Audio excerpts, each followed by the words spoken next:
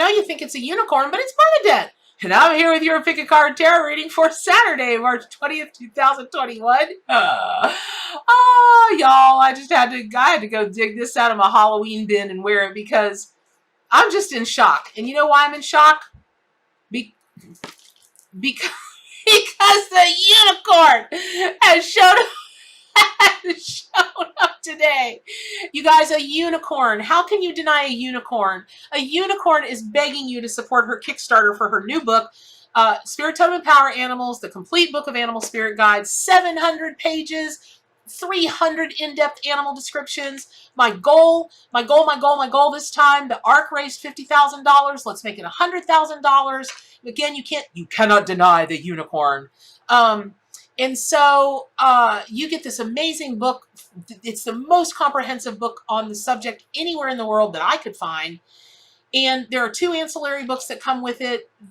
We're going to meet our stretch goals. I just know that we are. And that'll unlock the 35 domestic cats as Spirit Totem and Power Animals and 35 domestic dogs. The breeds and types of dogs as Spirit Totem and Power Animals. So you can actually get 370 animals. And then all this crazy great information about how to work with their medicine and their energy and get in deeper relationship with them and nature. And so again, it starts April 1st. The goal is to raise $100,000. I will have more information as soon as I get my Kickstarter link back. Thank you so much. And woo, rainbow kisses. All right, let's get to the reading. This is the 4th animal in a row, count them 4, that has shown up that has a horn. It started with quail. Then we moved on to buffalo. Then we moved on to white peacock. And now we're on to another solid white animal, a unicorn. And I wish we were in Vegas, man. We'd have hit the trifecta and we'd have our own little spirit animal island somewhere. And we would just run around in whatever, costume that we wanted to be the animal of and, cosplay it up all day long. And we would have, just the biggest sanctuary of every animal ever. And it would just be us, you and me and my cats and dogs and whatever critters you had and your family and all the animals we could save on that island. I dream of that. And so, so I may look like a nut because I am. And that actually plays into today's reading because, the last few days have been about a name. It's time to name yourself, or it's time to understand you don't have to explain yourself. You can be one person, that other people don't think they can call you this, but you're this. You can claim another name. Well, dig this, y'all. That is still going on with the unicorn. You know why? Because, and I found this on, I was like, God, what else don't I know about unicorns? I got to find something, but listen to this. So there's a website called unicornsrule.com. It's the best ever. And it's got this whole thing about unicorns in the Bible. And unicorns show up in the Bible in, let me tell you, I'm going to read it to you right now. In Numbers 23:22 and 24:8, the Bible speaks of the strength of a unicorn. In Deuteronomy 33:17, Psalms 22 and 22:21 and Psalms 22:10 speak of the unicorn's horn. In Job 39:10 and both 39:10 speaks of a unicorn not tilling the earth or tilling the earth. They've got a typo on here. And in Psalms 29:6, a unicorn is likened to a young calf skipping. And in Isaiah 34:7, it mentions unicorn in the same context as bulls. Anyway, so if you're just listening to what it reads in the Bible, and people ask all the time, are there unicorns in the Bible? Yes, but nobody knows for sure, because things change through the translation of the Bible and that kind of thing. Historians think that it's probably really meant to be a bull or some other, horned animal. But there have been so much history of the sighting of unicorns that I don't know that that's true. And the reason that I say that is I really do believe unicorns are real. Now, not in a joking way, although, it's fun wearing this wig and these sparkly little ears and my antenna up to God, up to the heavens, up to the universe. But it really is a serious thing to know that thought forms are real. They become alive. And so it makes really good sense that people would have seen unicorns throughout history all across the world. The other thing is, and in fairness, it also could be the hairs in my eyes, y'all. It also could be that, there are instances of one-horned deer.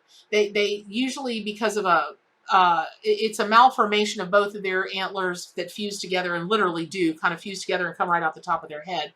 And goodness knows if somebody walking around in the woods, probably a hunter, my favorite people in the world, they might have seen an albino deer and went, oh my God, it's a unicorn, especially if they had Jack Daniels or, some other kind of something that they're usually drinking in the woods when they're out there hunting, here in the South anyway, moonshine. But, we're now talking again about a pure white animal. We're talking about a divine antenna to source. Today, your chakra is your third eye chakra. And we're also talking about something about identity. Now, what I will say is that I know is that unicorns are a call for you to understand and find healing around, somehow be okay with, that there are going to be people that don't believe in you. It will not matter what you do. It will not matter what you say. It will not matter. They just won't believe in you.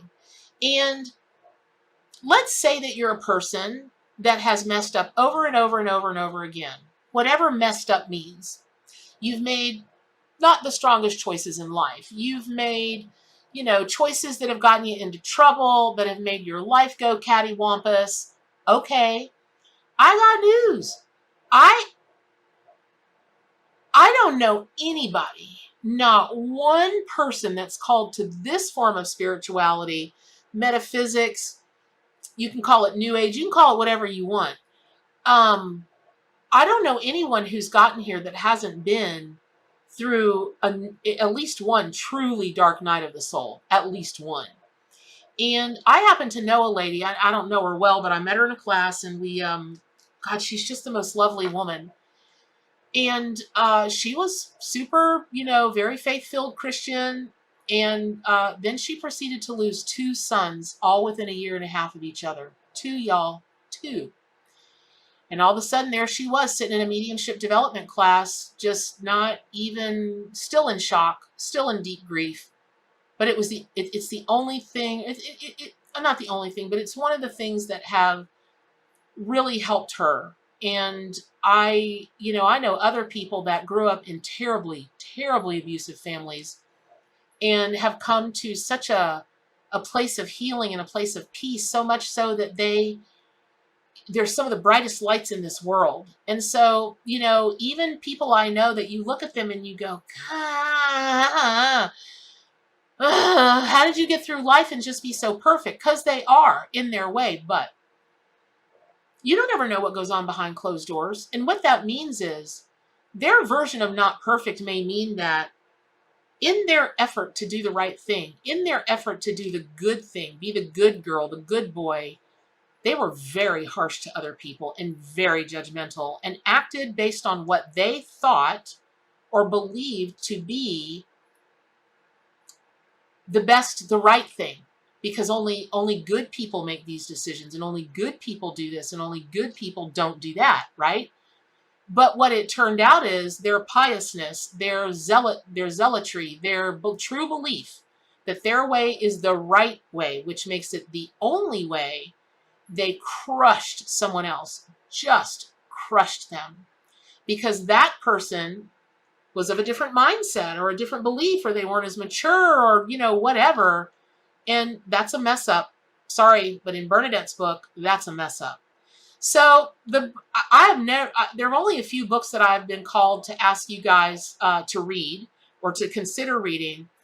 And today, the minute Unicorn came out and my jaw said wham on my desk, and I went, you've got to be kidding me. But then I smiled because I was like, but this is how the magic works, and they've got to see the magic in action. And of course, animal spirit guides, you're going to send Unicorn for today, because Oh my gosh, this is the number 4. That makes it a square in numerology. That's the most solid and it's the most stable, meaning, you know, a lot of people love to get around tarot and psychics and mediums and that kind of thing because it's mysterious and it's even a little bit like occultish and it's a little bit taboo. It's not taboo. It's not. Animals are psychic. They live their lives telepathically every single day. We're animals. We live the greater part of our lives psychically, telepathically every day. Do you know how many processes the human brain goes through just watching someone's microfacial expressions and listening to the tonality of their voice? It's like millions and millions. Somebody doesn't have to come right out and say they're having a bad day. You can take a look at the sadness or the tiredness in their eyes or the anger in their eyes and know, okay, you might think that's observational, but there are people in this world who can't do that. There are people in this world who cannot read other people's expressions or the tone of their voice. They just blunder on ahead like, hey, ain't it a great day? And that person's like draped over their desk going, oh, my life is over. And they're like, you want a donut? Okay, there really are people like that. So I know if you're watching this, you consider yourself an empath. You are. And that's nothing different than being psychic. And it's nothing different than being clairvoyant. It's nothing. It's just not different. It's just not. It's just a label. It's just a name. So give it whatever name you want to give it. Whatever you're comfortable with. Whatever, you know what? Whatever gets you up in the morning. But, and even if you take that out of it, even if you take the messages from spirit out of it, and we're talking purely a connection to the spiritual, purely a building of your spiritual awareness, beliefs, connection to the divine, whatever it is that you need or want to do with that, okay, today is that day. And I'm trying to keep this hair out of my eyes, y'all. I hope you see it as the gift that it is, because it is, you know, okay, it's one thing if it shows up one time. Okay, I get that. You know, I live my life. I make my living. I want to live my life believing what I investigate and discover to be true for me. But I still do believe in the magic that you can't explain. But to me, it is explainable because it's not magical. It just is. But because it just is, and because, you know, those of us that just accept it as a norm, that's the magic, that it's normal. And at one time, we didn't think this was normal. At one time, I believed, was it yesterday?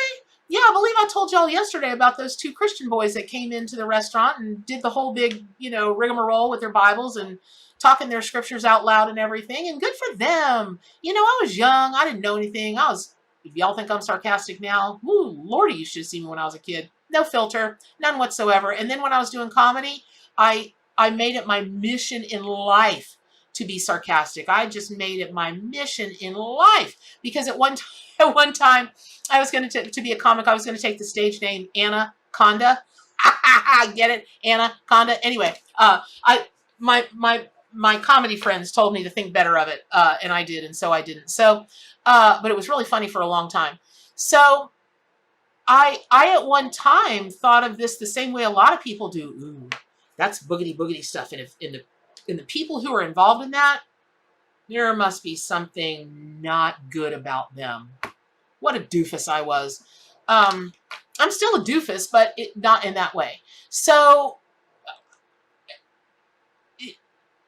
there is seriousness. There is reverence. There is great. I don't like the W word, worship. No, I don't like that word. I've never liked that word. But if that's a word you use, there's great. I like to say honor and respect in place of worship. But there is great honor and respect to be had for the animal kingdom to have created such a beautifully magical animal of such hope. You know, part of the lore and legend of the unicorn is that the only way that you can get it to stop, you know, and not tame it, because according to unicorn legend, it cannot be tamed.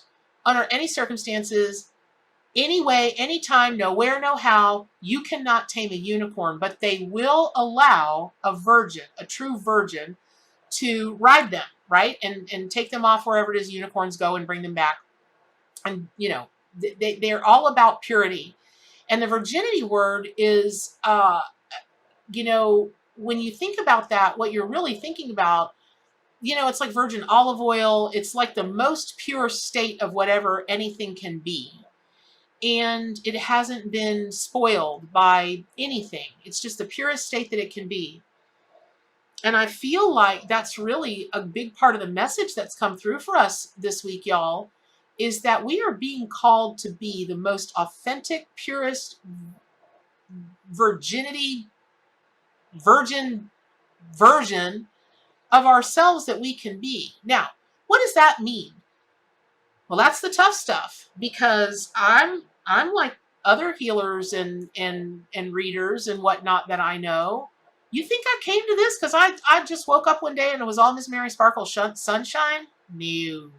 Bernadette's lived a lot of life. Bernadette has had any number of dark night of the souls based on my own idiocy. My sacred contract, to be sure. Let me go back to the book, that because this has the big thing to do with the book, and I know I got off on a tangent and I didn't mention the book, but the book that I'm asking y'all to pick up and read or consider reading is called The Course in Miracles. And I didn't come out of my house for 2 weeks. I started reading that and I read it 3 times in 2 weeks. It put me on a path that I don't know, because it was just shortly after my mom was killed, and which is how I got into this. And then, you know, I just made a series of Lemony Snicket's unfortunate decisions and events after that, because I was just in such deep grief and the anger and the everything. I just spun, and, you know, and then I started walking a spiritual path, and I was right at that tipping point. Like, do I go all in? Do I not? What do I really believe? What don't I really believe? And somebody loomed up in front of me with this Course in Miracles. And here's what I said. Well, it may be full of a lot of horse apples, but it's got the word miracle on it, and I sorely need one right now. I'm reading this book. And I did. And from the first chapter, I couldn't put it down. I couldn't. And if I had a nickel for every person who's had an experience like that with the Course in Miracles, a nickel, I'd take a penny for every person I know. I'd buy every darn one of y'all wild ones, these unicorn hats, and we would have a dang unicat. You could be a catacorn or a unicat. I love it. I'm going to have to look for that online. Catacorn or unicat. Okay. So you could be whatever. But it is time for you to stop thinking of the magic. Well, never lose sight of that magic is real magic, but maybe what the definition of magic is for you. So again, for me, it's that all this is just a natural thing. All the spirituality, all the psychic, all the tarot, all the crystal, all the runes, all the pendulums, all that. It is because it's true. But that's the magic in it, is that it is true. And wouldn't you rather, I don't know, I'm not judging what you should or shouldn't think, but for me, I just take such great joy and a sense of safety and a sense of peace, and just believing that the magic just is, because then I can place my trust in it. If I entertain, because I did think this way once upon a time, but if I ever entertained again that true magic is something that only shows up at magical or special times, what's the in-between times in my life worth? What's the in-between times?